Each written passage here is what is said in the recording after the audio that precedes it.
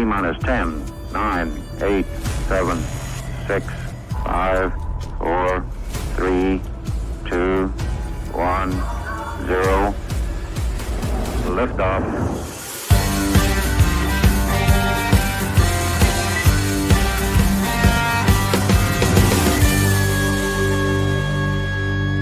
Shake it back! Does that feel good? Yeah.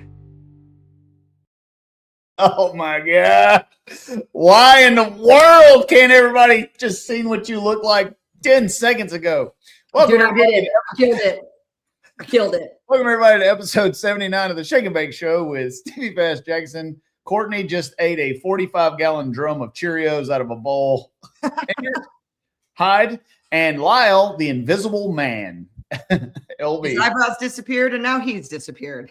Lyle got stuck out in the desert smoking some native peyote, and it took him a little bit to get back, but he'll be back here in a little bit. Really excited to hang out with you guys. Anytime it's 2 weeks without hanging out with my crew, I miss you guys. Lots of stuff to talk about tonight. Lots. I feel like I have just raced on the surface of the sun. That is saying it lightly, my dear friend Stevie Fast. I have never, we'll talk about this a little bit later when we get to this, but I have never physically endured the type of conditions that we were in this weekend.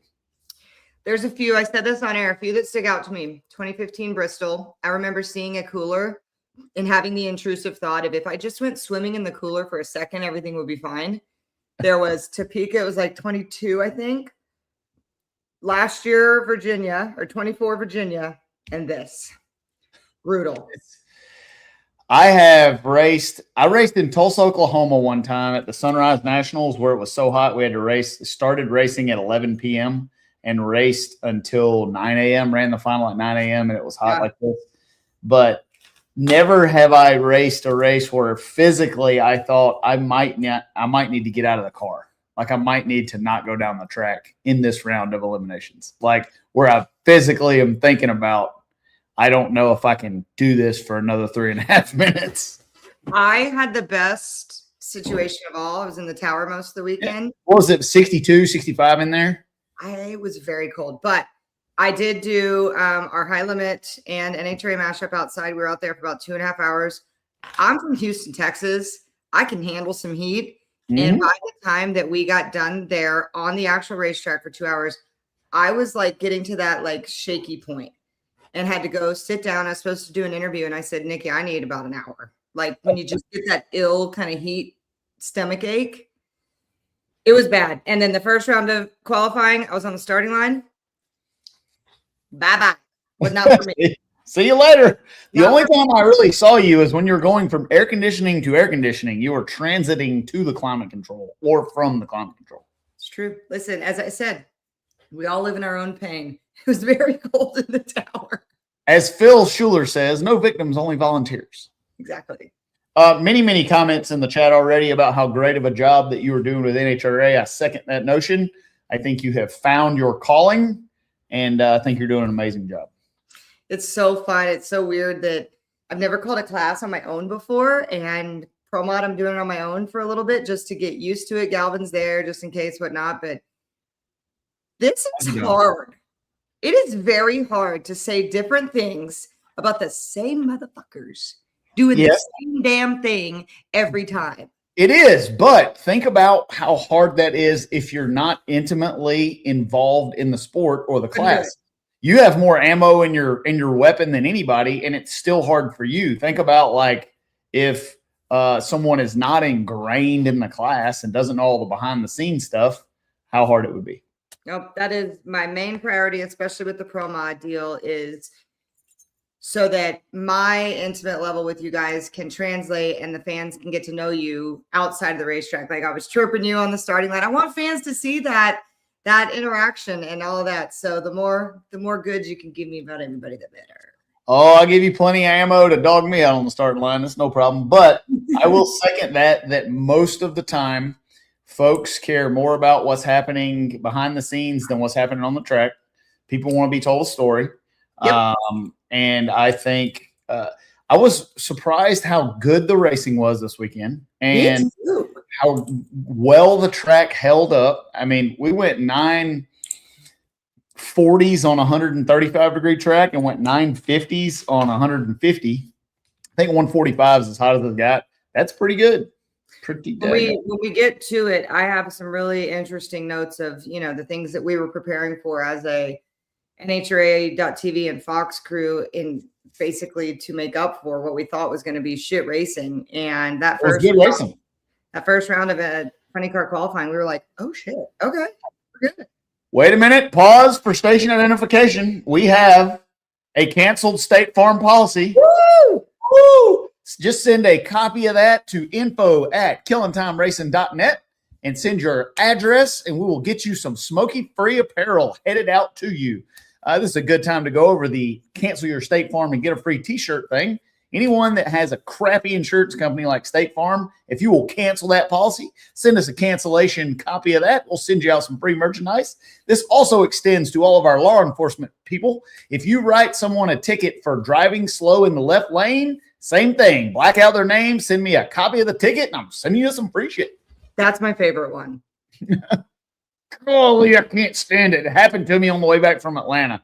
I've been awake for a long time. I'm tired. I'm hot. I'm sunburnt, about to pass out from dehydration. And everyone wants to go 40 miles an hour in the left lane. And I fantasize about what it would look like if I hit them about 90 in my F-250. just how far I could push them. Feels good up here, doesn't it? I know. It's like, man, I bet I could push that thing all the way through that bridge. Don't do it. Don't do it. Yes, I agree that the NHRA Pro Mod stuff on YouTube is awesome. Thank you guys for watching that. When you watch, like, subscribe, and comment to that those metrics go straight to NHRA. We have a meeting about it every week. They can see that we're killing it. The consensus and we're talking about top level NHRA people here, come to my trailer and they're like, maybe we need to reallocate some resources towards this type of content because this is doing well. So you guys watching it gives us the leverage to show you more of what you want to see. So it's a good thing. The proof, we told y'all a few weeks ago before Gainesville, the proof is in the pudding. Got a few back. Like, why do we need to prove it? Why do we need to prove it? Because we do. Because we're not a pro class and we do need to prove it, but it doesn't matter because we can, because it's easy to. So love it. Yep. Yeah, Kyle is doing great with the videos. Capri is doing great with the videos. We're still just our second race in. We're still making adjustments. We'll start working on it. It's going to get better and better and better. Behind the scenes pit reporting with Courtney is doing great. I think that this is on an upward trajectory.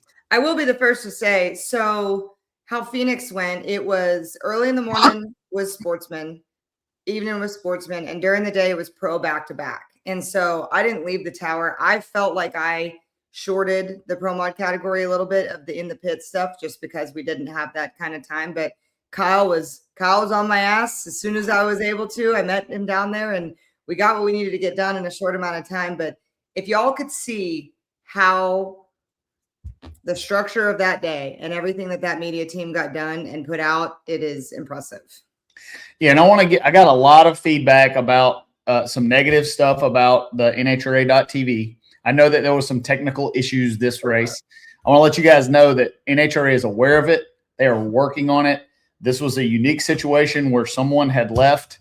There's some holes still to be filled. The heat wrecks everything. When it's 107 degrees, nothing works. The power doesn't work. The generators don't work. You would plug in one thing and short out 4. Right. So this sounds like an excuse, but I'm telling you it's real. We're chasing our trailer generators wouldn't run our pits. Before the final, we lost all the power in our pit. We're trying to plug in cords next door. It's a show. At our brand new $1 million elite thing, we had no generator for our guests all weekend because it just every time we plugged it in, it shut down the trailer. Yep, and they're working on it, and they care about it. They know the camera angles aren't optimal. They're working on it, so just be patient. I promise you, NHRA wants pro mod. Oh yeah, and that's also I'm always very very fluid here. Yeah, Spencer. Yeah, Flo's the only one that has issues. Get out of my inbox, fuckers. The camera angle thing, if you notice that some rounds have freestanding cameras in the jib and the drone and stuff, and some don't. That 1000% also depends on the state we're in and the union hours that those truck guys are allowed to work. They have to take 20-minute breaks at some point. And unfortunately, this weekend, the Legends of Nitro Funny Car and Pro Mod were the only non-Fox things on. And that's just, I know it sounds like a shit box, but we're telling you the honest thing here. But they came to us and said, we got to figure something out. I even had I eavesdropped a conversation between one of the producers in the truck, and they'd said, hey, either we have more camera angles or a top end reporter for Pro Mod this round. And I said, more cameras, let's go. So they're figuring out ways to do it. We're getting there. The flag guys. So I posted the in-car video of Kyle, and I don't know if Capri was involved in that too, of where I was almost crashing in Q1. Everybody commented about the flag guys. So here's what the flag guys are doing down there. When you see a flag in each hand, what they're doing is they're telling which driver to turn off the track first. This sounds like it's not a big deal, but in the car, you can't see if the other guy's right there or lady. You don't know, and you don't know what they're thinking. If they're 2 foot in front of you, they can't see you. So what'll happen is, and we've seen this happen before, the car turns off in front of them and either get plowed or catch their chutes. So they're holding out a flag. If they're holding their flag on your side and not moving it, then that means you stop and let the other person go, and they're waving them on. It's unique in Phoenix with the density altitude as hot and as bad as it was, parachutes are less effective. So what you'll see is some people going long and going past them if they're not early on the chute. Plenty of shutdown, but to make the turn where all the stuff is, you got to be early on the chutes and quick on the brakes. So what they're doing is they're telling who to turn off the track first is what they're doing. Sometimes it looks kind of frantic because they're waving off. If I ever don't know what they're telling me, I either stop and make them come get me or slow down until I can see the other car. So yeah, it's like air traffic control. They're doing things and communicating. Right. Yeah. But a lot of times it's smoky in there. You're on fire. You can't see. You're pissed off because you just got crushed or whatever. And it can be a little challenging. Red roll. If we wanted to wait for Lyle to do highs and lows, we could do a TX2K recap before he gets on here, since he's not too much involved in that. Yes, I think that we should. Okay. What I'm going to do here, this is amazing because Derek Putnam sent me a ton of information. He's one of the announcers there for TX2K. He went class by class. I'm going to just read these and then we can kind of talk about the big records. But this was incredible information that I cannot not talk about or use. All right. So the big talking point this weekend was 2JZ versus the world class. The class debuted in 2025. Last year, Eric White Rice LaFerriere was the quickest and fastest on the property. I'm skimming. Brett LaSalla won the race this year. Yeah, Dave. That spot rocket. It's all those motion race car parts that makes that thing win. Anyways, go ahead. Sorry. For the second year of the class, Brett and Eric traded number one qualifying spots back and forth. Brett had it after the first qualifying session with a 6:17, and Eric took it over in the second session with a 6:14. And the third qualifying session, they both ran a 6:05. First, Brett a 6:05 with a 3, and then Eric a 6:05 with a 2 to take the top spot back. You can't write that shit. That's incredible. Back and forth, and then by 1 thou. So on Saturday night was the final round of qualifying. Brett and Eric came in the final round of qualifying, still locked together at 6:05, separated by 1 thou. The SICK Prep team did their final touch-up on all concrete track for the evening and rolled the class through the Tower Tunnel. I love this. Derek, you wrote me a story. As on Friday evening, LaSalla would come out at the first pair of the class. The wick was turned up and LaSalla 6 flat with a 4 at 240 miles per hour. With a 398 at 197 being the 8th mile, a new personal best for LaSalla on a 275 radial tire. A lot of records were broke. After 2 more pairs, White Rice would become the last car on the track for the evening. And after trading back and forth number one spot with LaSalla the night before, some figured it may play out the same way again. LaFerriere delivered the shot that stunned the world, 590. That's insane. That is crazy fast at that weight. Crazy fast. So the first 5-second run on a 275 tire was a 590, not a 599 with an 8. Here's the incrementals. 102.5 at 60 foot, 389.7 at the 8th mile, 590 with a 5 at the quarter mile.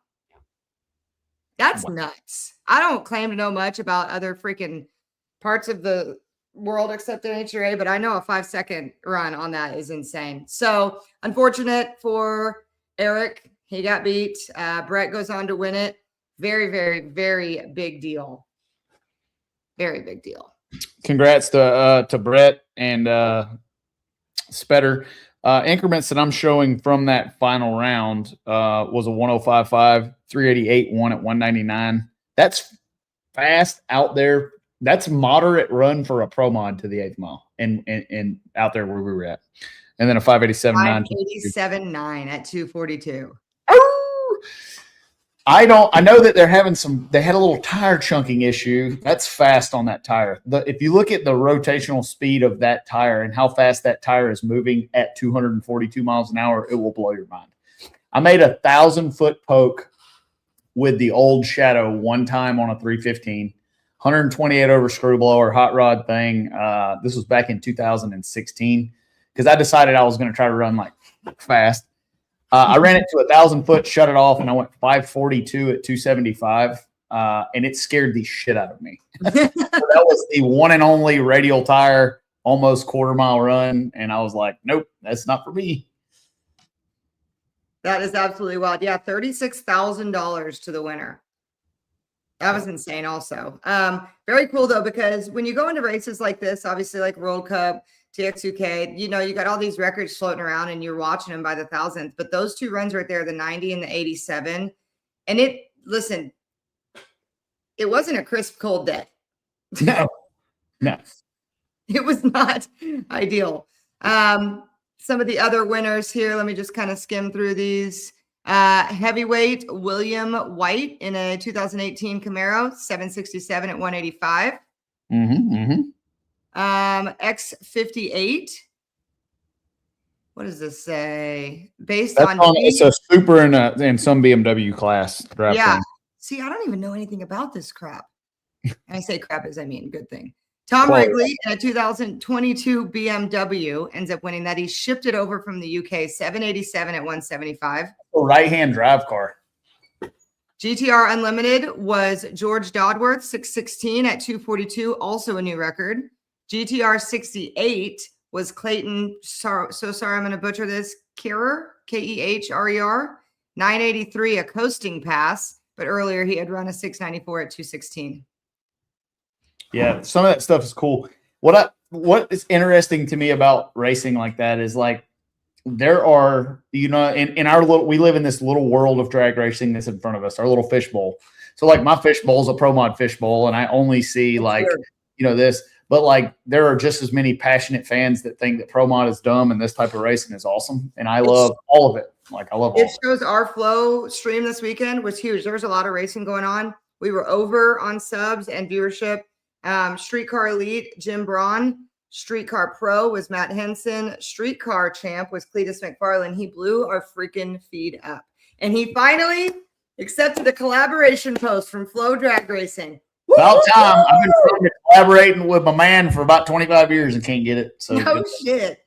To answer this question, Speed Punk, answer that. Yes, once I got two more to read here. Streetcar Champ was Jimmy Dale, and Stick Shift was Sean Madden. Very cool, and big thanks to Derek Putnam for getting us that information as we were a little busy to follow along. I think are you only watching on YouTube? Those are the only ones that are on YouTube. So NHRA is live streaming the first round of qualifying and the first round, but on NHRA.TV, which is a subscription-based module. I already know how all of you drag racing fans feel about subscription. Get over it. It's the way the world works. If you don't want to pay $164 to watch 11 pro mod races live for the whole season, you're not racing. Yeah, you go monthly. You go monthly for Flow for 3 months. Then you end that, and then you move over to .tv, and you have a year's worth of pro mod. And you can buy a weekly pass for that. I think it's $24. You can. I think it's like $20, $24 or something. Just since we only do race at 11, but in order to watch it live every single round, you do have to have an NHRA.TV. Capri will answer this a little bit later, but I'll just leave this little tidbit out. He was trying to catch up. We'll get to there in a little bit.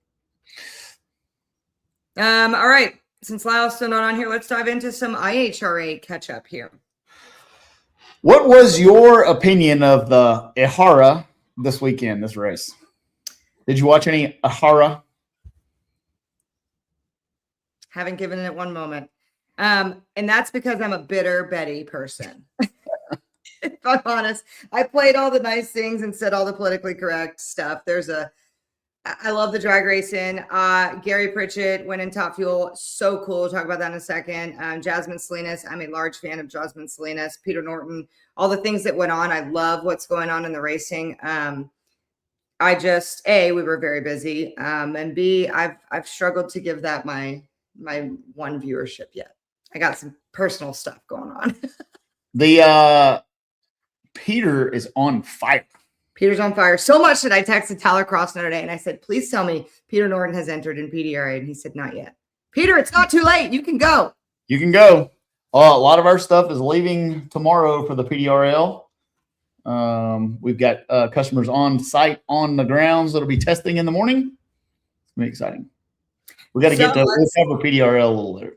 Let's talk about it. Jasmine Salinas. Awesome to see her. And I talked to a couple of her crew guys over the weekend. They are, and this is just a flat fact, right? They're paying more. These part-time teams in the NHRA, if they go out there and win a couple of these IHRA races, it can help fund them to go NHRA racing. And that's not saying that one is better than the other, but that's just a fact because it can fund it. Jasmine Salinas went there for that reason. She reset the IHRA record, we think, with a 3 flat with a 4 at 285 miles per hour in a pro mod car. So that is what? Wait. No. She was not a pro mod car. Sorry, I just reread that wrong. I read that wrong. I know that they're thinking about it.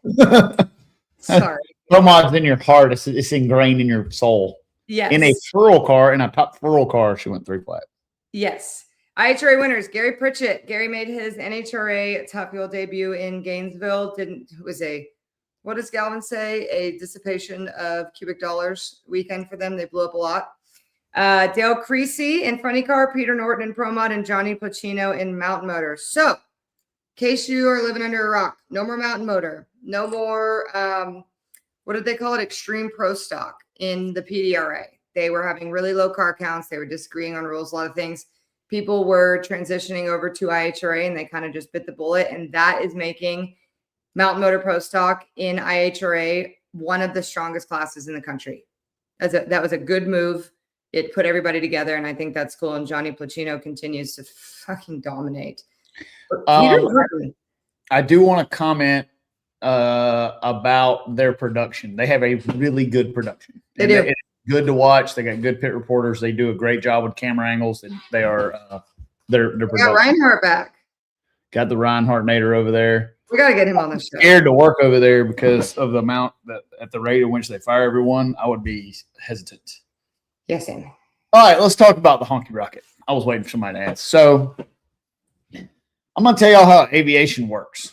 It's the only thing in the world that you get that you cannot know what it costs, what it's going to take to do it, when you can do it, if you'll ever be able to do it.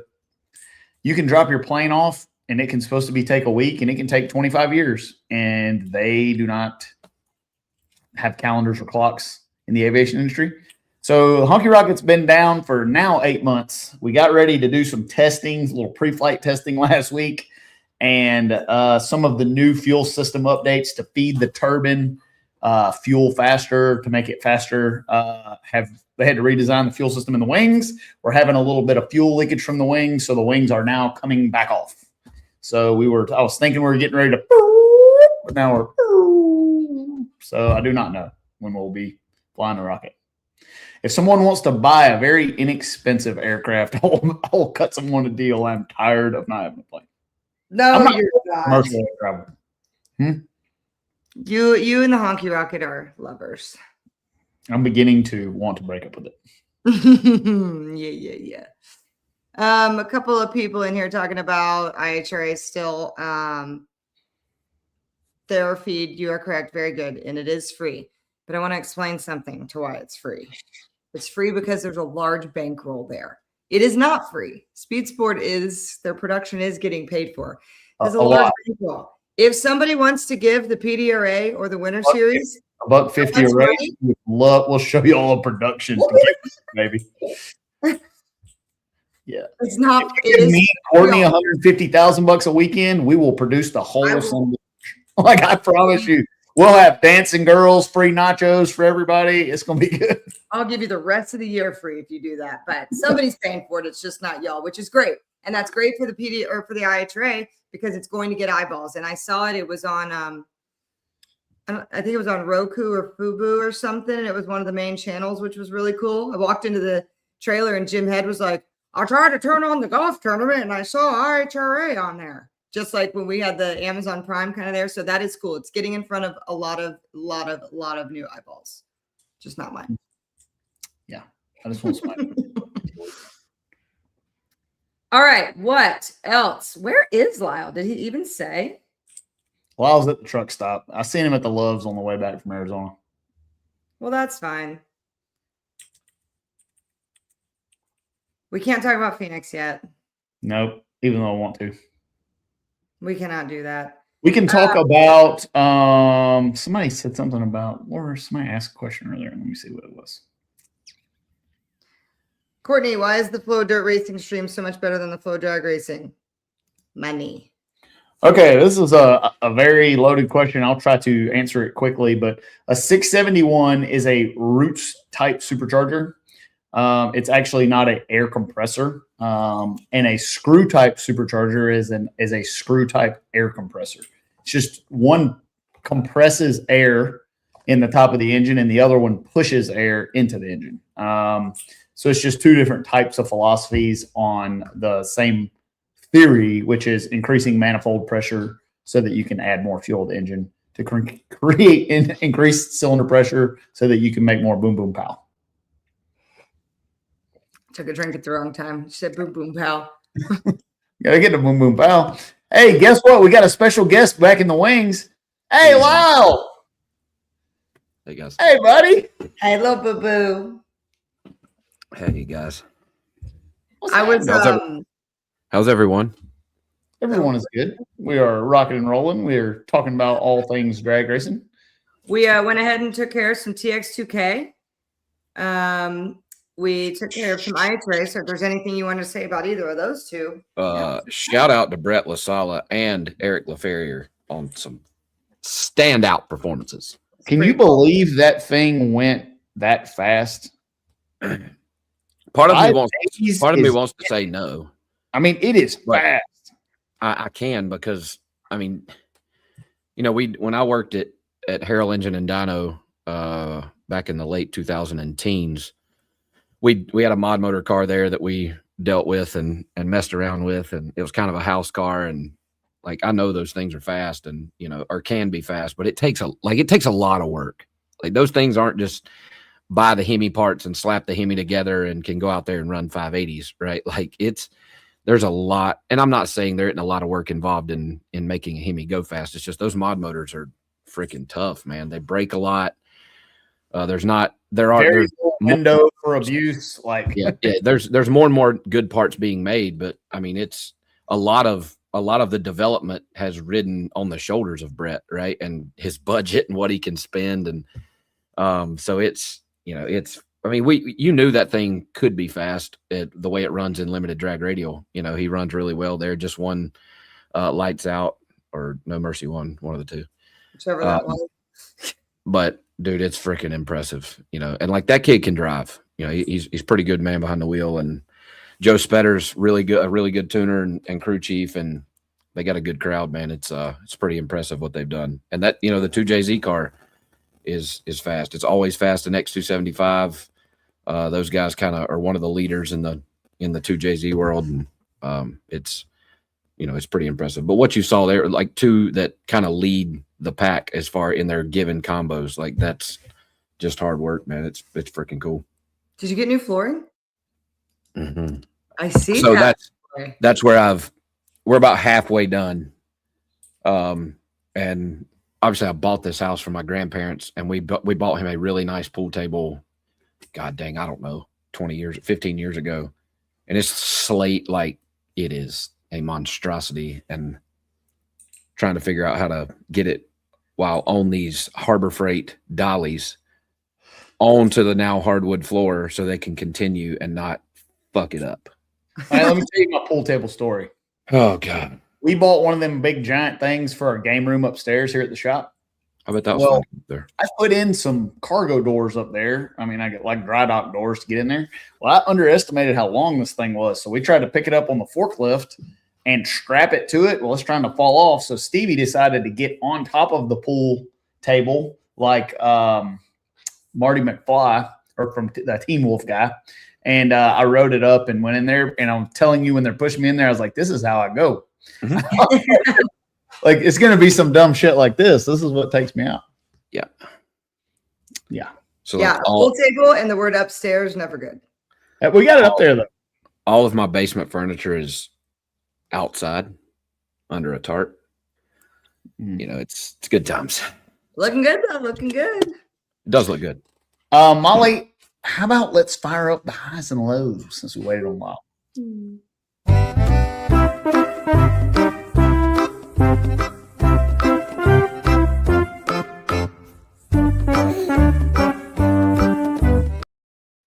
Seeing Lyle and Courtney toast a beer made me want to comment on how hardcore and awesome drag racing fans are. So we're like in Arizona, where I think if I would have drank a beer, I would have passed out and died. And like race fans are out there in the stands, pounding Coors Light, having a good time, like it's a spring day. And I'm like, man, racing is healthy and alive. They were pounding outlaw beer, first of all. Well, there was some of that. There was a lot of more outlaw I beer. was nervous about what the turnout was going to be. I didn't think there's going to be any fans. Like I said, like, who's going to come watch this? Man, Saturday was packed. It was awesome. It was packed. And Sunday till about the semis was as well. They'd had enough by then, which is fair. Yeah. So had I. I was going to say Sunday afternoon, I felt pretty rough. It was not ideal. After the semis, or actually after the second round, I mean, I went and laid on the floor in my motorhome, and like I was like, I am going to pass out. I mean, it was rough. And I'm not like a pansy. Heat doesn't bother me. I don't mind sweating. Like I grew up in a trailer park with no air conditioning, but it was rough. Yeah. It was. The mornings were decent, but once that like 10:30, 11 started to hit, she was bad. She was bad. Yeah. Just reading, everybody thought I was gonna die. Courtney, what's your high? My high was kind of my same as my low. I'm gonna pull a Lyle here. It was Spencer Hyde's weekend. He did have a great weekend. Wow. Oh my gosh. I really did. After that first qualifying session, that when they went 397 in the heat, I'm like, you got to be kidding me. And when Jim gets confident, it's scary. And he was the only car to make it down all 4 runs in qualifying. And that's what it was going to take on race day. And Jim said this, not me. Got a little greedy in the finals, thinking Guido was going to amp her up, but they just got down the racetrack. So my high and my low was Spencer's runner-up. Yeah. He did great. That was, I thought, cool. It's coming. It is coming. It's going to happen. I told him this time last year, he had negative points because we hadn't qualified and he had hit a cone and hadn't oiled down. So he's second in points right now and already has a runner-up. That's pretty fucking cool. Yep. Thank you, Gary and Dana, for swapping after 100 years to Outlaw Beer. Let's go. Let's go. What's your high is, LB? So my high, obviously, went to Gainesville and ran really well. And Billy was, offered me the opportunity to drive a few more races, but obviously would like some financial help with that. And I was racking my brain trying to figure out, like, God, what rich friends can I call just to try to help me get to the next race? And I was actually down here trying to get ready for these floors to go in before I left to go to Phoenix with no sponsorship. And I got a text message from Mark Stockseth, and he was like, hey, dude, I saw on the Shake and Bake show that you had the opportunity to drive some more for Billy, and would some sponsorship help seal the deal? And obviously my answer was yes. So after all these years of chasing a beer sponsorship, Mark Stockseth and Outlaw Beer came on board for a multi-race deal. Right now I'm good through Chicago, Bristol-ish. So that'll get me to Charlotte. That'll get me to Valdosta. And then I'm just going to kind of see where I'm at. I would not go to Chicago so that I could go to Bristol, because that's close enough for me to take my family and drive. But if something kind of works out and comes along, I would love to run the rest of the season because I'm 100% in a car that can run for and win a championship. I want to know, first of all, take that, Yingling. Take that. That's what happens when you don't get my board. Up yours. And how in the world did you talk Billy into giving you that car instead of the other car? Not the other car's not awesome, but that shows confidence in his race car driver to stick you in the hot rod. He actually told me before I pulled out of the gate to come home from Gainesville that he would leave me in the orange car. I mean, in complete transparency, he's just more comfortable in the white car. The orange car fits me really well, but I'm not a very big guy. He is a bigger dude, and he's more comfortable in the white car. He and Wesley Jones together own the white car, and they've been jonesing to take that thing quarter mile. And that's just what he wanted to do. You know, I fully expected that I would get in the white car. He would stay in the proven hot rod.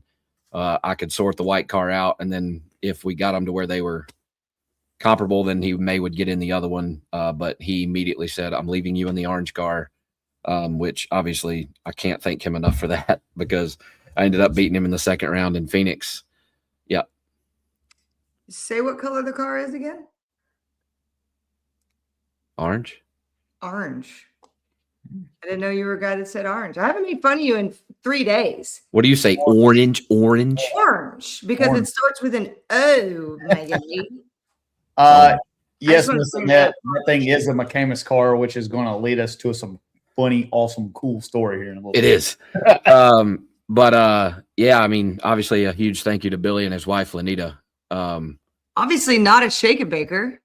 Who's that? I can't see it. Erica. Oh, Jesus. You should answer it and be like, Shake and Bake, can I help you? This is the Shake and Bake hotline. How may I help you? No, I'm sorry. I just answered you live on air, so you got to say something.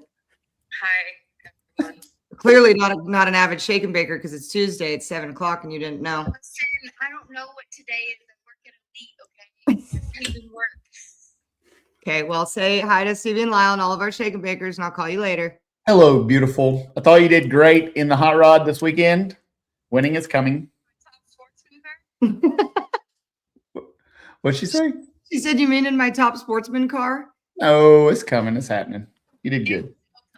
Lyle whooped your ass. All right, I'll call you later. Yet more proof that scripting does not happen on the Shake and Bake Show. That's No. But anyway, a huge thanks to Billy and his wife, Lanita, for the opportunity to drive. We rolled into Phoenix in Q1. We went 72 with a 0 off the trailer, which held to qualify number 1. My first number 1 qualifier in my NHRA Pro Mod career. This is my 21, 22, 23, 24. This is my 6th year.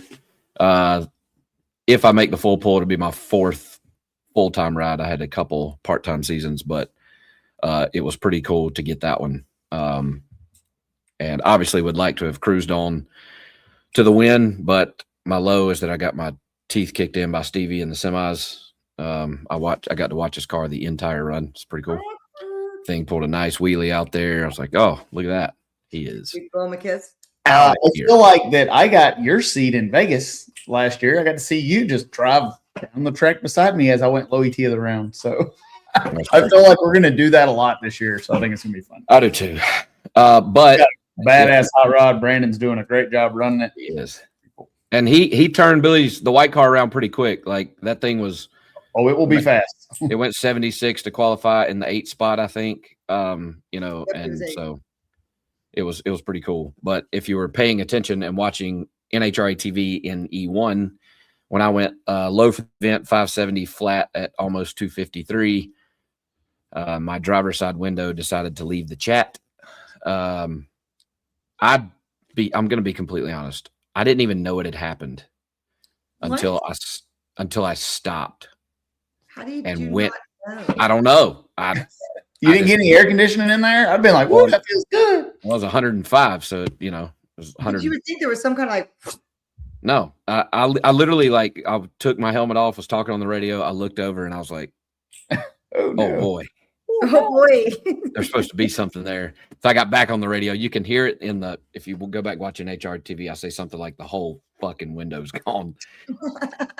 So we're on the way back to the trailer and Cord's like, hey man, I'm pretty sure Alex has the same body, same car. I was like, there's no way. We're the only McCamus car on the property. And sure enough, I walked over and I said, hey, Mike Sr., I said, I need to borrow Alex's driver door. He was like, what? And I said, listen, mine is kiboshed. We have the same car. Just let me go see if it'll work.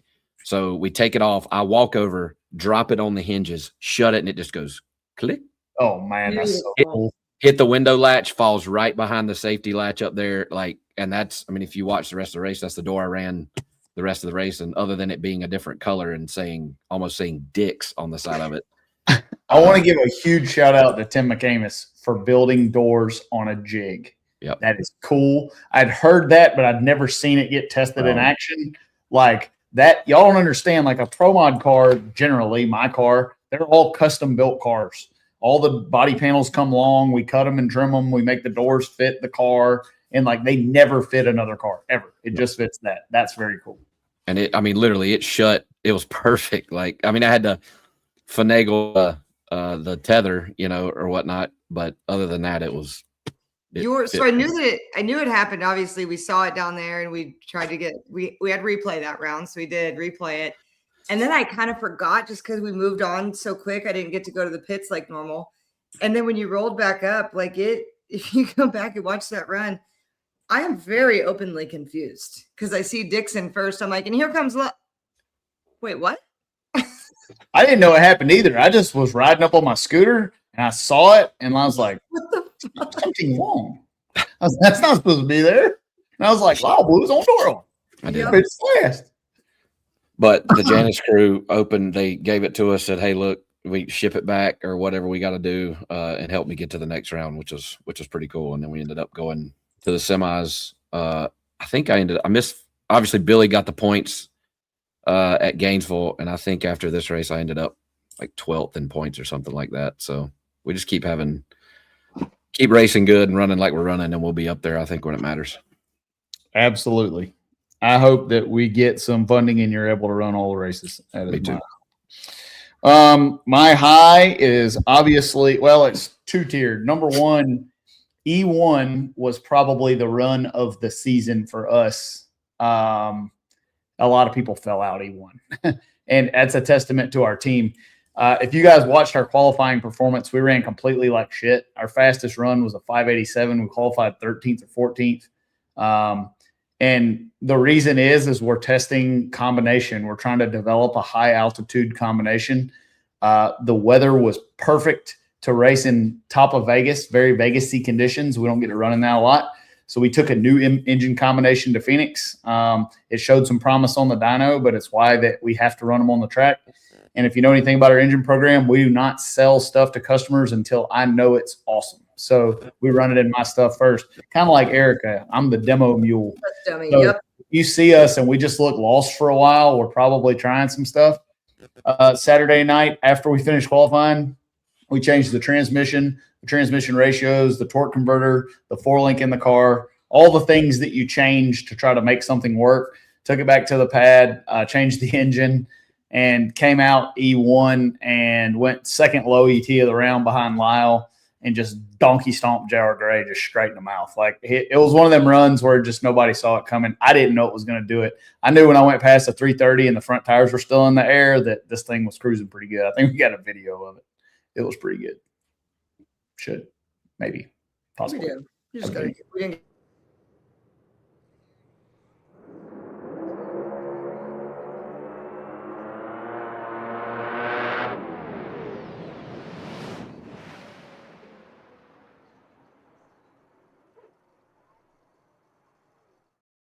Makes me so happy. That is short to make that turn off. It is short to make that turn. Like you got to be on it, and the chutes don't hit good there because of the DA. It's you got to be on them quick. If you blow past it, you go on a journey in the desert. I've been there. It's just really rocky and nasty, and it's not good. You can do it, but like you're on a journey. Erica that did it was a couple years ago, and it's when I still packed her chutes, and it was like literally it had cartoon, what I felt like a cartoon character picking pieces of the desert out of the parachute. So then follow up E1, we ran Mike Stravinos. Last year I raced Mike and JR several times, and they just beat the hell out of me every time. It seemed like every time we raced them, we didn't have a good car. And I told Jeff when we got done Saturday night, I was like, I'm gonna race JR again, and I don't have a good car, and he's gonna kick the shit out of me. We went out there and crushed Mike, raced Lyle. That was a great drag race. It was a good race, and we're gonna trade blows all the time. And then I would say my definite high was getting the first SF1 Wally in NHRA. We've won races with the SF1, but this was the first Wally. It was an all SF1 final, and for our company, you just cannot have it any better than that. I am just as happy when our customers win over me. It really sucks that I didn't get the first SF1 Wally. I got beat by Justin Bond in the final. I went 147 red. And everybody's asking what happened. Like, did the trans brake fail? Did the transmission tear up? Stevie J let go of the button before the tree come down, and absolutely it's on the driver. My team gave me a really good race car. I flinched, and it's really easy to screw that up. So not blaming it on me. When I saw you do it, that's what people were asking, and I was like, nope, I've done that. That's on the driver. I have done that. In eliminations, I did it and was 60 or 70 red once, and I've done it. I was floored. That was probably the first test, because I try really hard to be professional, as I call this, when my emotions are obviously in it. And that's not that I, Stevie or Justin, whatever, but that wasn't something that my brain was mentally prepared to call. Yeah. Was you doing that? It's one of those deals where, I'm going to be completely honest with you. The heat and the turnaround drastically affected my performance in the final round. Like, we had about 11 or 12 minutes in the pits. We could not get the car cold. It was 100 degrees outside. We actually took the oil pan off the engine and put the oil pan in the cooler, changed all the engine oil trying to get it cool. We had every fan from every pit that would let us borrow a fan. And the engine was still 130 when I fired it, which for head temp for you guys, we stage them at 145 to 150. And I'm telling you, I was nearly delirious in the car. It was one of them deals. You're sweating so much. I drove every round this weekend with a cold towel sitting in my lap. So I would wipe my face with it before I'd put my visor down. But when I'm sitting there, it's the only time in my racing life that I thought about not making the run. And you guys think that takes a lot for me and Lyle to think maybe I shouldn't do this. I'm staging that car, and I'm like, come on, Stevie. I'm like, 5 more seconds. You can do this for 5 more seconds. Dude, it was 3 p.m. was the temperature of the sun. It was rough. Track temp was 146 or 7, something like that. It was 141 in the final. I think you and I talked about it after our run, but the rollout there, I guess, was pretty loose. Mm-hmm. Yeah, and like I went up there with you, like. And I told you, I said, now I wish I'd have put 5 pounds back in the front, but like you said, it might have picked me up a number, but like you also are up there knowing you can just be light as you want to be and barely tip your finger in there to get all you can get. You're still not going to be better than if you've staged it right. Like if you're shallow in there, maybe some of the other guys were really shallow and could do it. I feel like I can cut a light with the best of them, and I could trickle it in there and absolutely kill it. And I don't know that I could have been better than the 33 against you was my best light of the entire event. Yeah. And I went 33, 35, 37 on race day. And I'm telling you, just like you, when I start grouping them within 3 or 4 thou, that's what I got. That's what you got.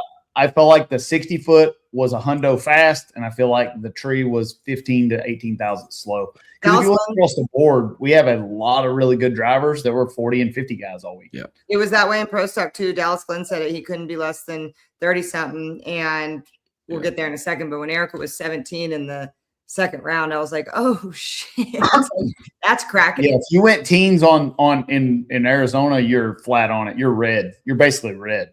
I would say that would be 00. That would be 001, 001.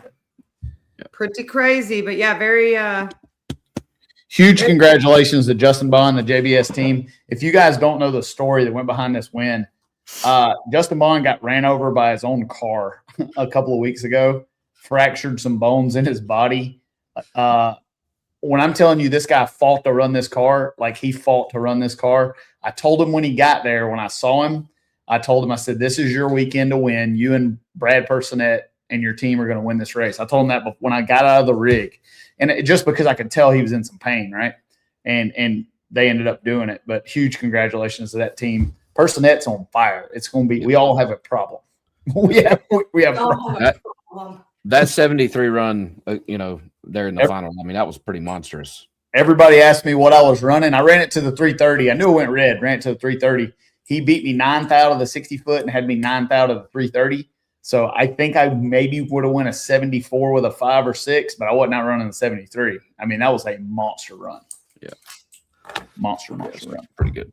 Which was Pretty pretty good. cool. All right. Did we have the video of the finals? I can't remember. Let's see if Molly got that beautiful bean footage. You can watch me just take off whenever I'm ready. Yeah. Hey, I was on time. The tree was late. Sure. Oh. We wanted to cut out the part where you screwed up, buddy. We're all screwing up. Yeah. I had a lot of people try to tell me how to drive after that. And I just told them, please get you a pro mod and then go race on one and then show me how to do it. I love Molly in our private chat. Usually there's an answer, whatever. She goes, I don't know what happened. So looking forward to Charlotte, and I'm hoping it's just a 70-degree day. Like that's what I'm hoping for. Easy wishing. Speaking of Phoenix, you want to talk about Drag Race Bracket Bonanza? Yeah, let's see what happened here. Doesn't look too good for SJ. Did you? I did. You won. You beat us. I did. I think you have too much insight. It's like insider trading. You get to see every single car go down the racetrack. Here we go. That's the highest score. I knew that I was up there for Top Fuel. That was my final. I had Leah and Sean. I knew that was happening. You guys sucked in Top Fuel. What the hell? I won 2 of 3. To me in Funny Car. Yeah, I picked Spencer Hyde to win, so that's why I did well. I did too. So I must have really screwed up the other half of that deal. I don't remember who I picked to runner up. But the moral of this story is I'm not doing too good for the season here. Lyle, nice photo. Hey, we're gonna catch you about 2 or 3 more races. We'll have you caught. All right. Hey, look, I'm winning. That's not you. Oh. Congratulations, Steve. How about that? That's the overall leaderboard. Look at that. I'm not anywhere near that. I had Greg Anderson winning the race for Pro Stock, so that was not good. So let's go right into that. Let's talk about Pro Stock. I don't know how much you guys were able to watch of any of it. I would assume not a lot because of the way that the schedule ran. But who saw? I saw less racing this weekend than any other drag race I've ever been to. Let me fill you in. Chris McGahey beat Greg Anderson on a hole shot in the first round. That's cool. It was out of control. It was out of control. What were the lights there? Let me pull it up. To answer your question, Elon is searching. We are searching for a sponsor to get that back on there. Cost a bunch of money to do it, and we're hunting some cheese to try to get ProMod back on there. I haven't said that on air. I said, you want to bitch about not having it? Somebody write us a check. Yep, about $5,000. We'll get that thing right back on there for you. Or should I think it might be $5,000 a race? I don't know how much it is. So. Let's look at this. So Greg Anderson was 71 on the tree. Chris McGahey was 23. Anderson went a 57.7 low of the round. CB, you're familiar with that. And Chris ran a 62.5. So here's just to reiterate the point there. Here's the reaction times first round. Greg Anderson, 71. There was a 23. Cody Coughlin, 46. Latino's always bad. Erica, 40-something. Jag, 40-something. 60, 45, 60. Aaron Stanfield was 30. He was the best. But Dallas Glenn's lights all day. 34, 45, 40. Jag Coughlin, another good lever. 42, 55, 58. Erica, 46 and 17. Erica was low of the weekend with a 17. That's crazy. That makes us not look so bad, Lyle. Well, our 30s are not too bad. Yeah, when in Dallas is consistent, right? He's 34, 45, 40. Like you said, that's all you got. Yeah. When you're right there. But Dallas Glenn and Cody Coughlin in the finals, Dallas was 27, Cody was 30. Dallas ran a 62. Cody fell off to a 67. So that was all she wrote there. But Erica and Jeggy had a wild ride second round. They damn near hit each other. They both shook so bad. They go into each other, then back out. Jeg's able to get back in it and drive around Erica, but it was violent. I don't think I've ever seen side by side like that.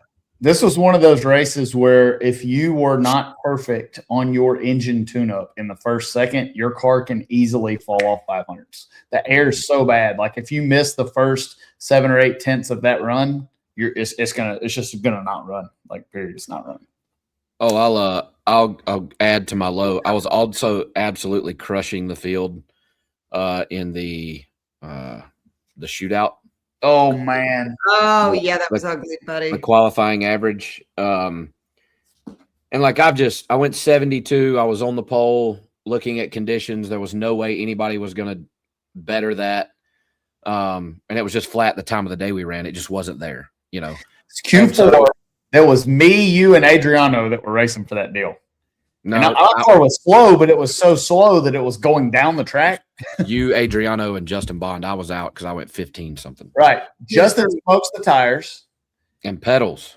Adriano smokes the tires, and my car smoked the tires and all. And I thought about pedaling it, but I was like, eh. Well, but I just one of the deals. Q4, I still do not know what I could have done to go down the track in Q4. Like, I don't know what we would adjust for that run that time to go down the racetrack. Yeah, and like we went 78. You know, I went 78 in Q4, and in Q3 Justin pedaled his, and when he pedaled it, I knew then. I was like, oh yeah, that's $10,000 right there. Yep. But I don't. And I may still I just refuse to pedal one in qualifying when I'm already well on the sheet and at that particular time on the pole, and I'm just not going to do it. You know, it's hard on parts, and I just didn't. And obviously, Brandon, when I got back to the trailer, he was like, "Damn, I was kind of figured you'd have pedaled." And I was like, "Well, when Justin pedaled, I realized I probably should have, but at that point, there was no reason, So I just idled down for a 15." Fucking yeah, you really fucked that up. I did. And then Adriano was in contention still in Q4 and shook. I guess you were and shook. And I made a really good run in Q4, but it didn't matter because Justin Bond had pedaled his to go 638 in Q3 and fucking just shit $10,000 away. Yep. He's wearing us financially out. The man has won the shootout in Gainesville, the shootout in Arizona, and the race. He's the only one making money in this deal. Yeah, but I do appreciate the KTR #1 qualifier check. Always happy to contribute. Nice to get that one. Stevie's money. Oh, I said I was going to give it to Courtney, and we're going to blow it on Fajita. Yeah, I didn't get that. Yeah, we didn't get any Fajitas. Before we move into funny car, I didn't really realize. Molly let me know. Steve, who won our Shake and Bake Drag Race Bracket Bonanza, he also won overall Drag Race Bracket Bonanza. So Shake and Bake to the front for the whole freaking thing. Shake and Bake taking him to the woodshed. Damn right. All right, let's talk about funny car. Funny car. The story of the weekend, besides Spencer almost winning it, is I cannot believe the comeback from the Napa car and winning the race. Yeah, that was that's bad to the bone. And he wasn't qualified until the third qualifying session. Like they were struggling, not getting down the racetrack. And Ron, I gotta appreciate Ron because they go back and listen. And Galvin, it's we talk about the history there, and Phoenix had not treated him very well for the last couple of years, but we're no longer allowed to say that anymore. So he loves Phoenix. It doesn't hold any grudge on it for what happened last year and all the things, but blew it up, tap the wall again. They were able to rebuild that thing. What NHRA did with the footage, and it showed it on the Fox show, but on .tv as well. We followed that the whole way on the drone. Everything that was going on, we were able to tune in live to the drone to be able to see that he's packing the chutes on this car, so they're going to still use the same chassis. Like we were getting live information simply from watching the drone. Then we were able to get him coming back. He was in the car. We had the in-car camera with him, the drone, and he was wheeling it, suited up, ready to go, getting in the staging lanes. The whole thing was so cool. And with Spencer's number one and dominating race day, I just, when I saw that visual of Ron coming back up to the semis, putting his gloves on in the car, cutting off the staging lanes, I was like, motherfucker, this is his weekend. Yeah. It's not Spencer's. Yeah. You just kind of know, like they had the whole staging lanes blocked off, like, because they were like, they kept telling us, the security guys, there's about to be a funny car come by here at 100 miles an hour. They're like, right, everybody get out of the way. It's so great because, I mean, Paul and them could have, like NHRA could have. We weren't live that day, which was great. When we're on a live TV deal, it's totally different. But they waited, but it was so awesome to see. Those Napa know-how guys were fucking fierce. But that doesn't take away. Gotta talk about the freaking weekend that Jim had and them had. That's so cool. Yeah, it's coming. The win is coming. We'll talk about. Let's talk about. Take this question real quick. Keith Haney, he came up a little short. He was probably there. You just couldn't see him, but he is scared to bring that thing to NHRA Pro Mod because I'm gonna smack the shit out of him when he brings it over here. Let's talk about Austin Prock. I was like, God, you keep digging a hole. I just haven't heard much about that deal. All I heard was they were coming, and then they're not coming. I don't know. All right, anyway, Austin Prock. Yeah, I just think it was worth noting that, they didn't qualify in Gainesville, wasn't qualified till the third qualifying session. And it's funny, he was pedaling that thing in qualifying like he was not going to not get in. There were 17 cars, gets in. Number 9 did not work out so well, ends up losing to J.R. Todd first round, but had an interesting interview. I think every year, every space needs a little bit of a villain, and nobody understands why they did what they did over there. They got their own motives. The whole family moved together, all the things. But Amanda Busick asked him a great question, and she said, what is your message to the fans? And he said, my message to the fans is basically like, you don't know what's going on. You don't know the motives. We're working our asses off. There's a lot of hate, but we're not bad people just because of the decisions we've made. We're not bad people, but I'm going to try to block out the noise. And our only goal is to get this car into the winner's circle. And it's just so cool. Maybe cool is the wrong word, but interesting to see, because when he first came into Funny Car, he's done nothing but win. Some people's careers go like this. Some people's like this. Some people's yada, yada. His is a little bit opposite, and he's having to experience things in reverse. I don't think it's that at all. And I think that all you people that think that they're going to suck all year are going to be looking a whole lot foolish in about 3 or 4 more races. If you don't think Jimmy Prock is not going to come when he gets it, it's going to be ruthless. And Austin Prock is a race car driver. God, he's good. And it's going to, but I will say, normally, I feel like for the last 2 years, he's been the hero. Now he's the villain. Yep. It's kind of cool to see how he's handling that. Because I know firsthand, I can tell you, when the fans turn on you, it's rough. When they hate you and it's your time to be hated, it sucks. So it definitely is interesting to see him like that. But listen, this is what makes you as a professional athlete and as a public figure and all the things. Like these are the moments. So I don't want to say it's the issue, but I can tell you, putting together a funny car team in a few months, even with all the funding in the world, it takes time to build a program. Like you can have even our stuff, like my trailer's still not stocked the way it needs to be. Our customers still aren't stocked the way it needs to be. It takes time to build a program. Well, and like, even though they all look the same, like none of those cars are the same, right? Every crew chief has a different way of running all the things that you could do in one of those, which I understand this much about how to run a nitro car. Yeah. And like it, for him to take what he had at John Force and then that chassis and, whatnot, and bring it over here and just it doesn't just not plug and play, right? It takes a minute. And those in the comments saying, that Tasca's program isn't as good or isn't top tier or whatever, like, it's not. Tasca's always been in the conversation. He's always been there. He's the first one to go 340.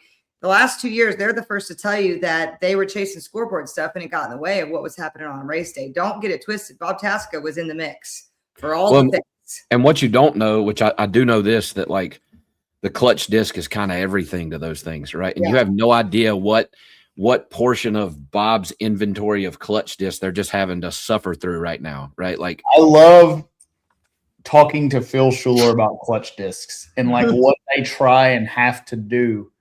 Like when they get, so this time of year, if you see a funny car hauling ass, they're probably going to suck for the next couple of races because they're going to save that whole batch of discs. They're not going to run it because they may not be able to get any more of them. Sure. So like it's a lot of the, you don't know what's happening. Like they may have, most of the time it's in the clutch, right? That's where they all make a lot of power, but it's cool with watching the hoops that they jump through. And when I went to DSR, I was really close to having a funny car deal in, I don't know, early 2000s. And when I went into the clutch disc room, I was like, holy crap. Yeah. There's more to my net worth in clutch discs in here. Yeah. If you honestly, the shameless plug, but if you go back a couple years and watch that shop tour that I did with John Force on the road to Bradenton, when we walk in there, I knew, but like until you see it, holy shit. Holy shit. Yep. And they will like mention this comment. That's not just me. Like all of us, most everybody in the pro mod and in the racing community, although we talk shit about each other, we're a family. There's not a lot of us that won't help other people if they need help. No. I'll never forget. I can't remember what race that was. I feel like I won it, but damn, I can't remember what race that was. But anyway, we heard a motor when I was in the turbo car, and like Stevie was when Cord was working for you, Justin Bond, some of Justin's guys, some of Stan Shelton's guys. Like it was like 4 or 5 different teams that were not currently in the race were in my pit. Like, I mean, they were doing anything from scraping silicone off the manifold. Like it was fucking insane, and like I was just standing there, no shit, still don't know shit, but it's pretty cool. Like I think I won that race, but I can't remember which one it was, but it was neat. All of them came over to help us make it, and we made next round.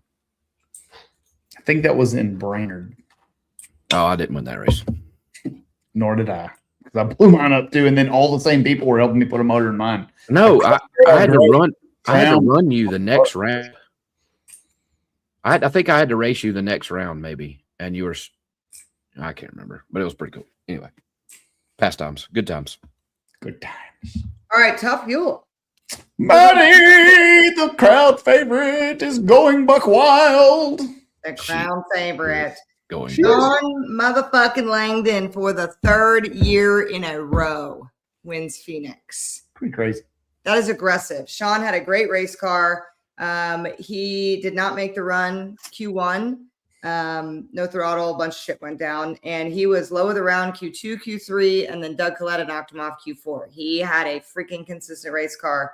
Had a bye first round, ran an 83, ran through Tony Schumacher, ended Matty Gordon's storybook deal there, and then Leah Pruitt in the finals. It was a great drag race. Leah ran a 393.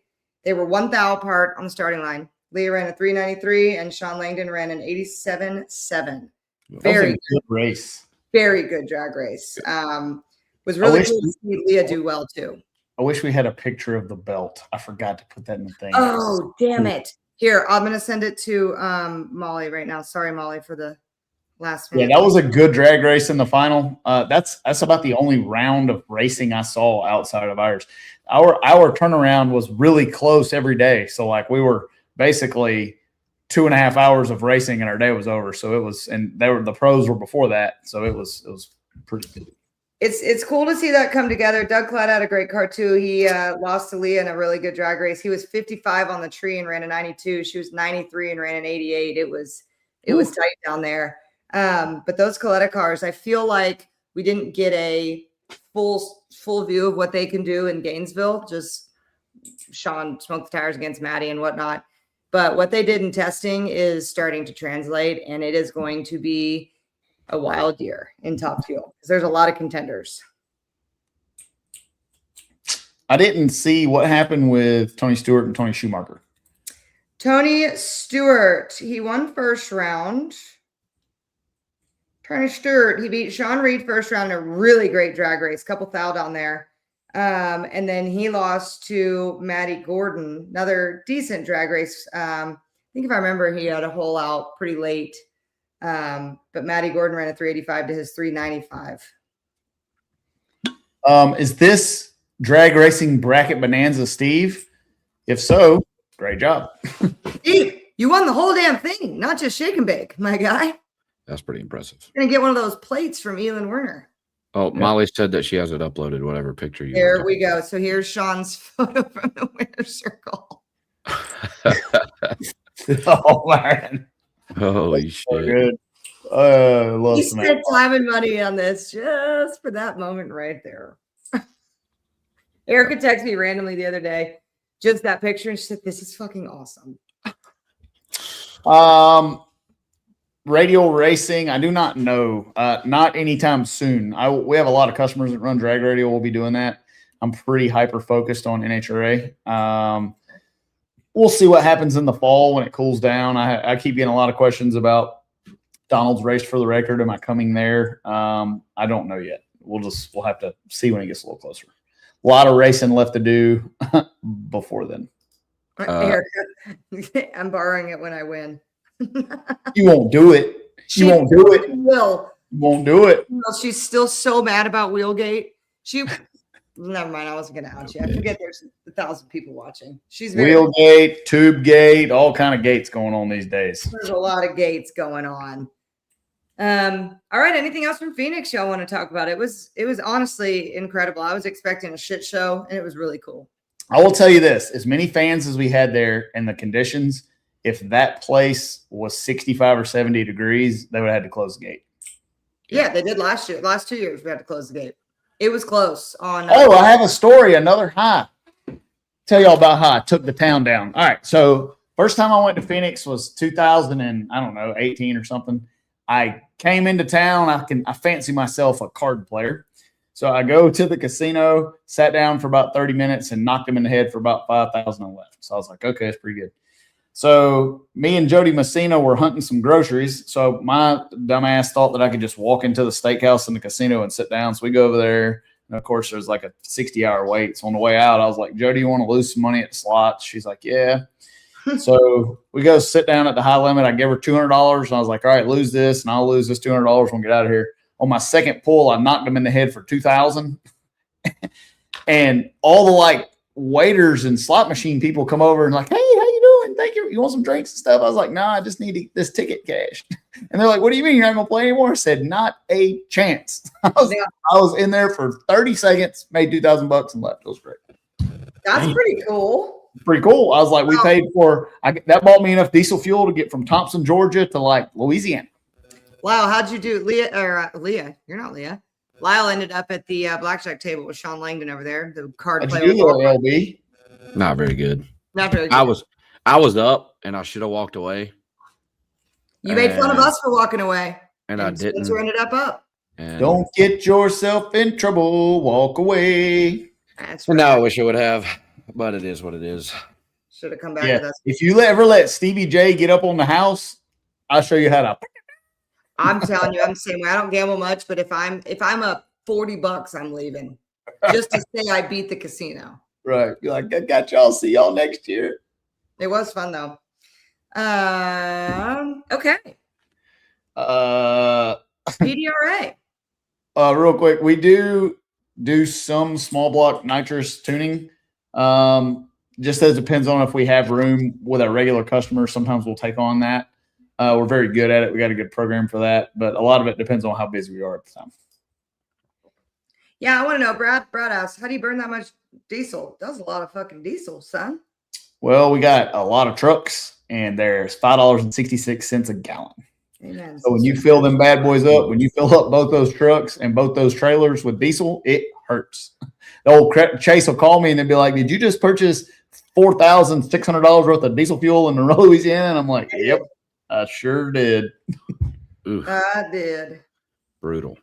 Yeah, it's pretty rough. It cost us, that we spent $15,000 worth of diesel this week. Was not good. It's definitely a trek out there. All right, let's talk about the PDRA. Really excited for KTR to be the title sponsor of this weekend's race in Darlington, the opening season opener for PDRA. Yeah, it's kind of cool they're starting there this year, switching it up. Weather looks awesome. And after this weekend, I was talking to Jeff Pierce, my crew chief. He's like, you know what? He's like, I heard there might be a couple clouds. He said, we're going to race some at night. He said, there's going to be rubber on the track. He said, like, conditions are going to be good. DA might be 2,000 feet. He's like, I cannot wait. You're not going, are you, Lyle? Yeah. Oh, you are? Yeah. What are you racing? Pro Boost. Well, hot damn. Back in the Tommy Humans Clean title, Wright sponsored, Wright Mowers. We're going to, I confirmed that today. That we're gonna go and race PDRA. I'm gonna run Pro Boost, and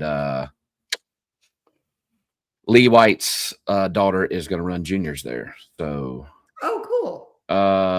No. So because I'm doing the pro mod deal, and I think I could actually still go, but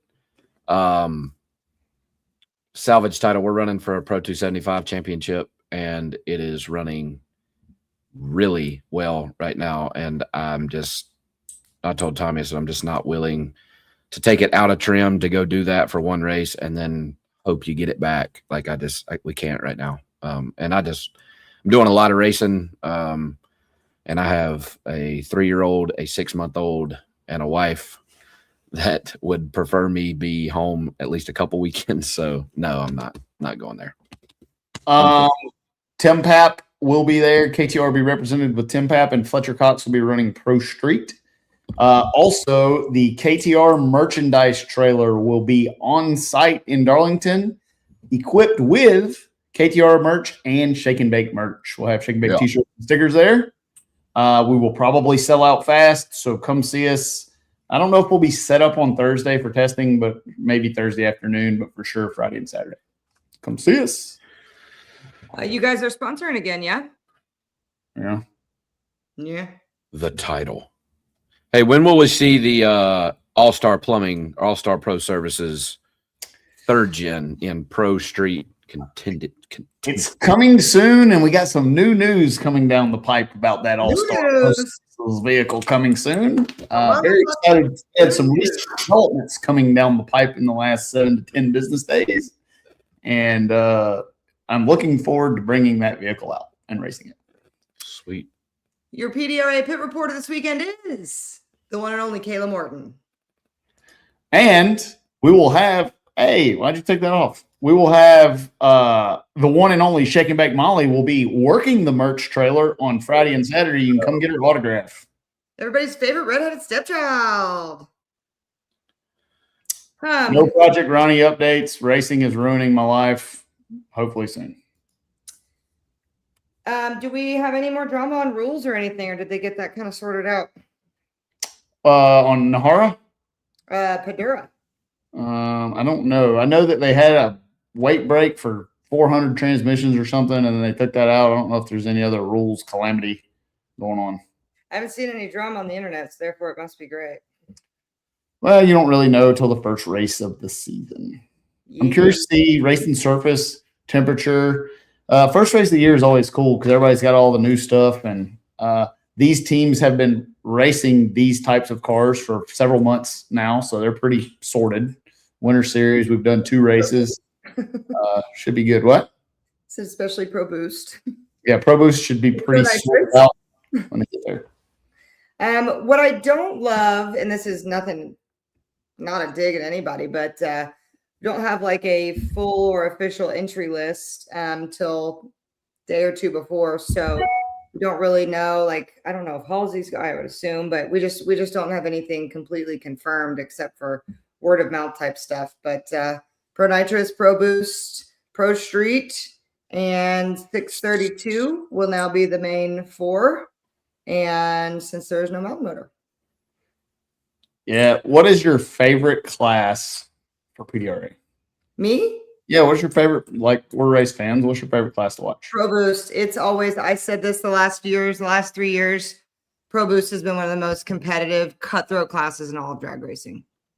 Period. It is very difficult. It is. It's difficult to win. It's difficult to win twice. The fact that any of those seasons had 2-time winners We got Ty Tutterow, Prince Tut, the reigning champion of the world, coming out there. Hopefully, he'll be back, right? I assume he's been tuning all winter, not driving. Yeah, I think I'm pretty sure that's why they didn't go to the winter series, is they were having some updates done to the car and whatnot to get ready for PDRA. I think that's what Todd told me. How much do you think the testing affects that cutthroat close racing? A lot. A lot. A lot. Like it would look wildly different if there was no testing. Yes. It would not be as close. No. Nope. Yes, ProMotor, NC ProMotor will be doing testing, and then we take over on Thursday evening. Is there a qualifier Thursday night? Top Yes. Sportsman, Top Dragster, but not pros. Yeah, we get 3 on Friday. That's right. You get 3 on Friday and then roll in. I love that there's no Sunday, but holy moly, it's a condensed weekend. That's a lot of shit going on. It's gonna be a lot of drag racing going on. Yeah.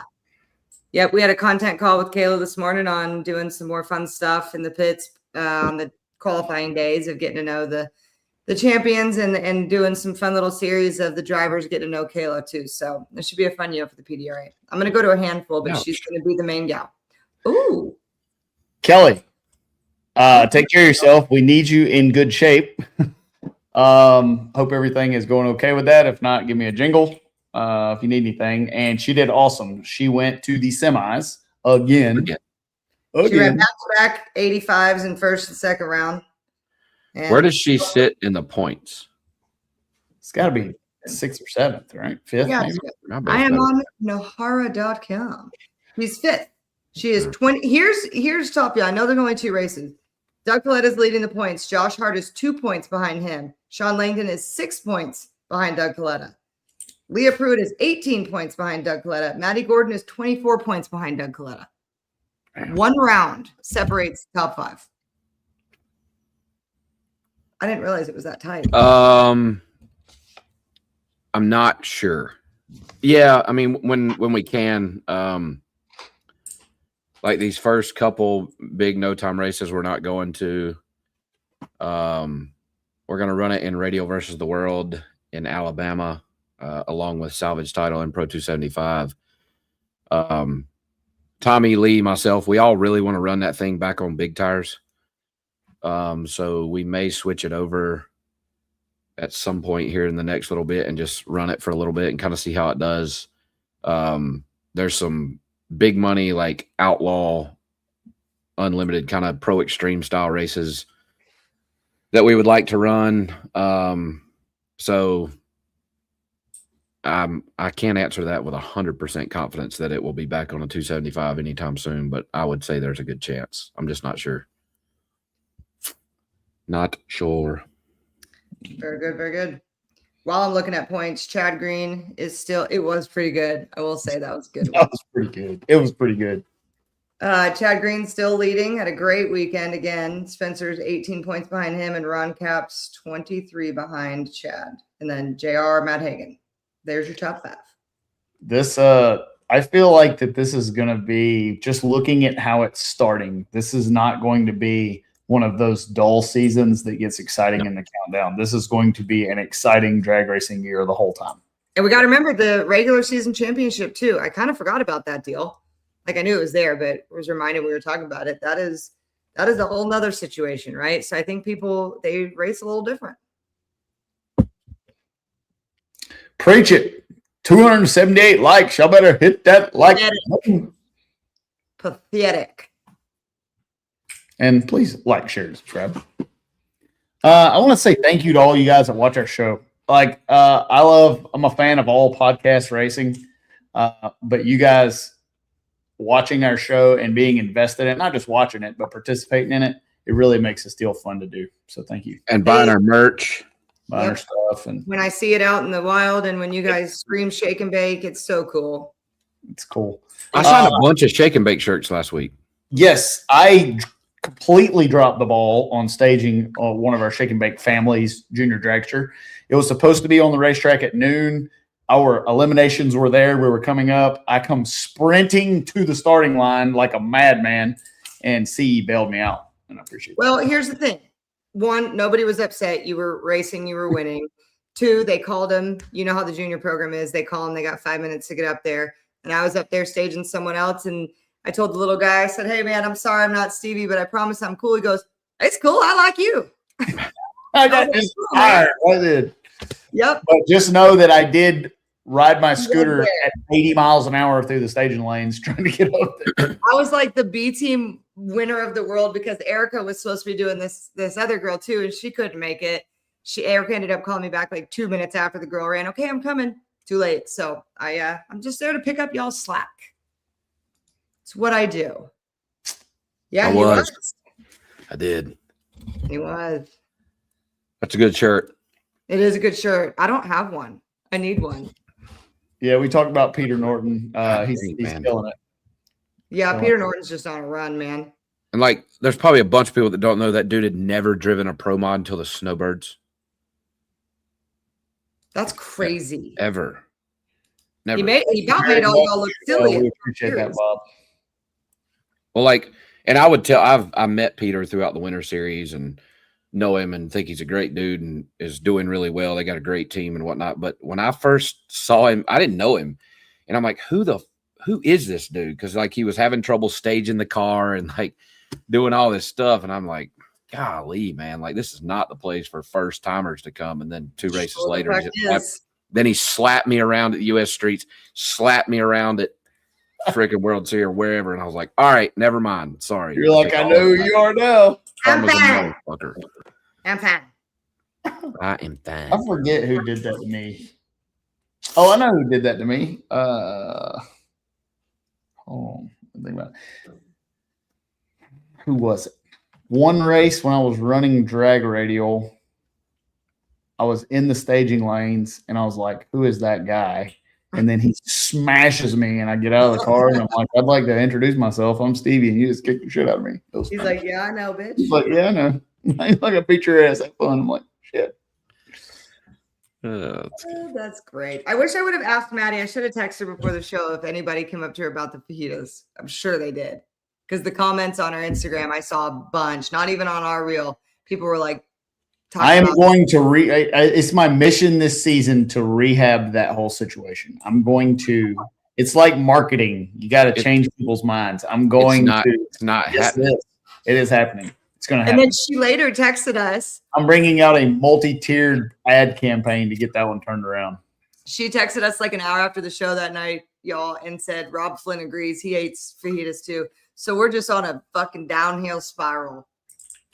Doot, doot. Anti-fajita train rolling through.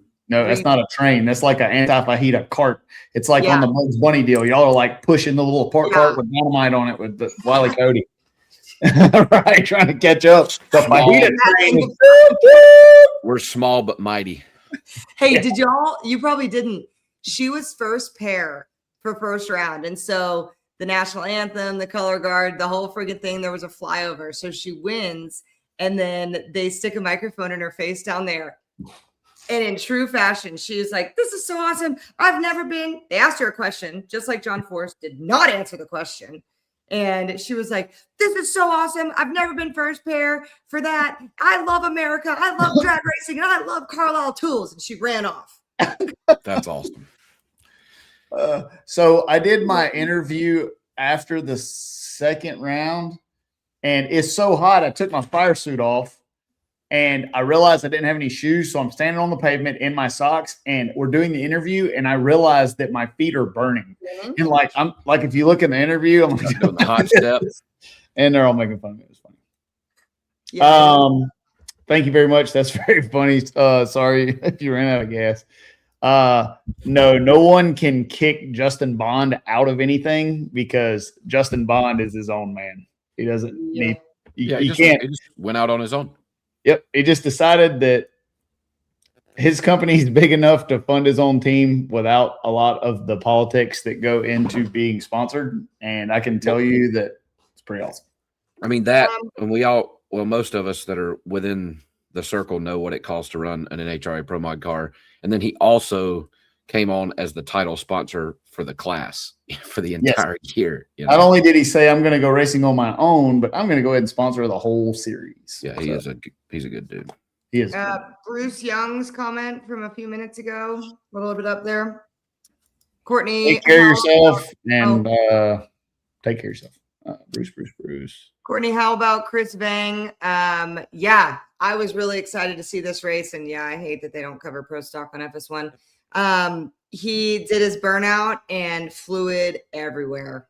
I mean, it was just wasn't anything crazy, no oil, but it was enough to where they shut him off and backed him up. That was unfortunate because that was going to be a good drag race. They qualified within a couple of each other, and both those boys can leave. So I was a little disappointed with that.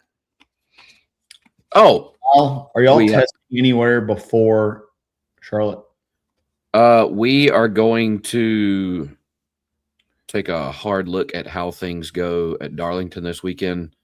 Obviously, and there's no secret, obviously Rockingham was like everybody's test bed. That's where we all went. It's the reason that I made so many laps last year. A lot of the teams that have drivers from out of town, I'm 45 minutes from Rockingham. So I made 46 runs in 3 days there in 6 different cars last year. That's crazy. But they repaved the first like 100 feet of that place. And it's just taken the concrete a little time to cure. I mean, it's just kind of what happens. It's coming back around though. I've got buddies that test there every week. And I've been keeping a check on it, and it is coming around and looking better. So if you've heard Rockingham is gone and no good, that is not the case. That's just taking a little bit to get the surface in. If you saw pictures of Bristol today, we have to do the same thing with Bristol. Yeah. Bristol's going to be good. They dug it up. They're fixing some of the ski jumps. Looking forward to that. But so to answer that, we're going to see how Darlington is this weekend, and there's some talk about maybe some teams going there if we can. Cool. But some of you probably saw on mine and Spencer's social media, we did a ticket giveaway for Sunday. We went to the Albertsons, which is a grocery store. I had no clue that was a thing, and left 4 tickets for the first person who come to buy a case of Outlaw beer. It was scooped up within the first couple hours. And I'm going to try to do that at every race that we run. So be on the lookout in Charlotte. I'm trying to put together a deal for an Outlaw beer deal at a little local. That's where I went to college. So I was in that area for and y'all let us know, like, because we had to go on and kind of just explore and see where they held Outlaw beer. If you know that a place that you go to and around the tracks has it, let us know, and that'll be on our list. And if you are interested in trying to find some Outlaw beer, if you go to the Outlaw beer website, there is a tab there where you can click and put in your zip code, and it will tell you where, if anywhere local to you, sells Outlaw beer. That's how we found the Albertsons. We actually went to a Circle K before that, and they didn't have it, so we went elsewhere. But we're going to do a ticket giveaway in Charlotte. I'll do one in Valdosta, and then depending on what happens after that, I'll try to keep doing that because it's something cool for you guys to do. So we gave 4 free tickets to Sunday. On Saturday afternoon. It was pretty neat. What a duo you and Spencer will be for Outlaw beer. Oh my! Y'all just need me to come hang out with it. I'll drink some beer and we can come on. Super awesome deal about Cletus driving Super Dave and the Motion Raceworks sponsored tractor. That man can drive anything. It's pretty cool. Speaking of that, and it kind of goes along with some of the shit that Erica's dealt with. I would listen today to a clip from the Drag Illustrated podcast last week. Brian Lawns and Mike Carpenter and JT were talking about the just unbelievable amount of hate, ignorance on the post about Erica running Pro Mod. There is equal, if not more, hate about Cletus and NASCAR. And I'm curious, Brian Lawns' stance is he doesn't think it's bad because it looks way better when they go out there and shove it down everybody's throat, and just give them the old double bird. But I just have a hard time understanding, like, why.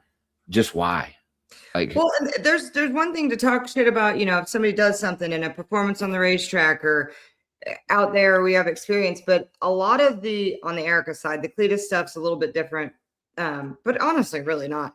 It's fucking personal, and it has nothing to do with anything at Yeah, all. it's not like Erica's terrible at pro mod or whatever. It's like she's fat, she's cross-eyed, she's this, and I just, man, it's just hard for me to understand, I don't understand how people actually type that shit. But the reason that Justin Elks, Richard Freeman, paid for and brought a car that had never been quarter mile was because it's hard for us, and not because we don't have the support, but like Phoenix, it's a really long ways from the majority of the class. It's thousands of miles across the country, and it's traditionally in the past, it's harder for us to get car count out there. And so that we had a full field, because they didn't know that Billy and I were both going to run. They said, you know what, we'll bring this car. So we've got a full field. We've never ran it quarter mile, but we'll go out there and give it our best shot. And they ended up qualifying, Yep. And like, and I just don't same see thing. I want to give a huge shout out, not only to Justin Elks and to Eric and Richard. Sidney Frigo sent his car. This was a race that we knew at the beginning of the season he couldn't race. This is would be the fourth one in a row. Made 0 sense for him to send that car to Arizona. I called him and I said, hey, this is a faraway race. The forecast is really bad. We need the car. Did not hesitate to spend $40,000 or $50,000 sending that car out there so we could race it. So, like, don't dog people out like that. For helping the class. Like, that's the most ridiculous thing in the world. And also, you hear people, well, the storyline was all about Erica, this and that. It doesn't matter. When you get somebody like that coming in, it was the same way when Alex Laughlin first started racing it. Like, when you get somebody to double up and do a crossover and participate in multiple classes, that's going to be a story, whether it's not overshadowing anyone, it's not anything. It's just the way it is. And the people want to talk about her, whether they like her or not. So it is a storyline. So I just want to let y'all know that it is a full-time job driving a pro stock car. It is a full-time job driving a pro mod. And I don't know if you watched the run order, but pro mod was after pro stock or before pro stock every single time.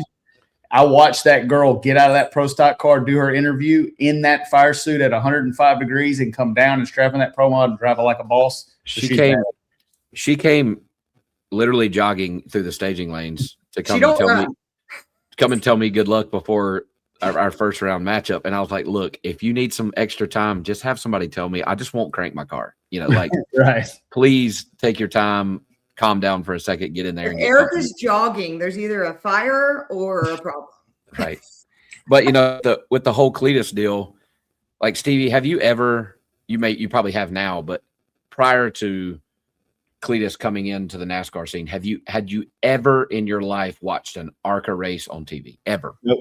Not one time. Okay. Not once. And like, I get it. Some of the drivers are like, he just cruises right in. We all had to run thousands of late model races and this, that, and the other. And I guess I can kind of understand some of that, but at the same time, like, dude, that single person has brought more eyes to that sport in this short amount of time than several combined in the past 10 years. Like, I don't know, man. It's just fucking insane. Just people. It's like Molly just said, it's so easy to sit here and type and not have to say it to somebody's face. And, but none of what was said would any of them walk up to Erica or anybody and say it nose to nose. There's just fucking no way. Not happening. Whatever. And Molly hit it right on the nose there, because they haven't. It's a safe space now, but I just don't understand. They didn't grow up in Augusta, Georgia in the 80s. Is the problem. Well, yeah, fucking Houston, Texas in the 90s. No. Absolutely not. You get your ass whipped on a school bus for less. Yeah. But whatever. I just was very annoying and sent something to Molly. I completely forgot about another high real quick before we get off here that I had. I got to, oh good, she loaded it. Go ahead. My brother lives in Phoenix, and I got to go hang out with my nieces on all day Thursday, and we got to shop and hang out and volleyball practice and grill steaks. And the one on the left's a volleyball star, and the one on the right is a golf star, and got to chip some balls with her. And that was good for the soul. Good for the soul. I bet you're a terrible golfer. I can drive. That's like, I can already say, I can drive the ball. I just can't hit it after that. I can drive and I can putt, but I can't. I'm working on it though. Spencer, you got to get the ball from one end to the other. You don't get to skip. I don't know how to do like 60%. I'm 100 or 10. Like Just I don't back know. that iron. Just only use a 9-iron, and you can swing it as hard as you want. Yeah, we're working on it. But I'm getting better, but I do get really frustrated and I want to fucking I can't say shit. I'm terrible. Oh, I'm terrible at golf too. I can't get away in golf class. A hilarious content piece would be us 3 golfing. We should do it in Charlotte. We should I have to go early for Spencer on Tuesday. I'm going to be there early. There's go and have a shake and bake golf tournament. If they still have it, when I was in college, we played it all the time. There's a par 3 like a few miles from the drag strip. I wonder if it's still there. I need to look at that. That'd be fun because then we wouldn't have to play a full like. No, let's just do 9. Yeah, well, the par 3. I have all the data that I need on the course, and I'm ready. Oh, come on! We should get a couple of parametas and a GoPro and film us golfing. Just a couple of holes. I bet I can get Kyle from Straight Line Media to come and shoot a little piece. I say let's do it. I'm going to be there Tuesday on. So. Molly, I'm not the one that was guzzling a gallon bowl of ramen. That's not what I was talking about. It was soup. With noodles. Yeah, it was that Lipton soup. That wow, you missed it. Before the show, Courtney had a bowl about this big. Yeah. And she's just like, I thought it was full of Cheerios. She's just like sucking this thing. It was basically just chicken. I was really hungry, and I could tell she was trying to finish before the show. So she's like, it was like a cartoon. She's like, and then the countdown comes, and there was 10 seconds left, and I was like, I wish you just wore half of it. I almost did. Oh man. Oh shit! All right, what else we got? I gotta go eat dinner. Yep. I think that's a wrap. We'll see you guys in 2 weeks. Thank you very much for tuning in to episode 79. Our next episode will be episode 80. If there's anything that you want to see, any questions, comments, put them on our YouTube channel comments or on some of our social media that I'm sure we're spoken through all the time. And tag us when you go buy your Outlaw beers. Tag us when you buy your Outlaw beers and when you buy your Shake and Bake merch from the KTR merch trailer at PDRA Opener in Darlington, South Carolina this weekend. Thank you for watching. Molly, roll that beautiful main footage. Thank you.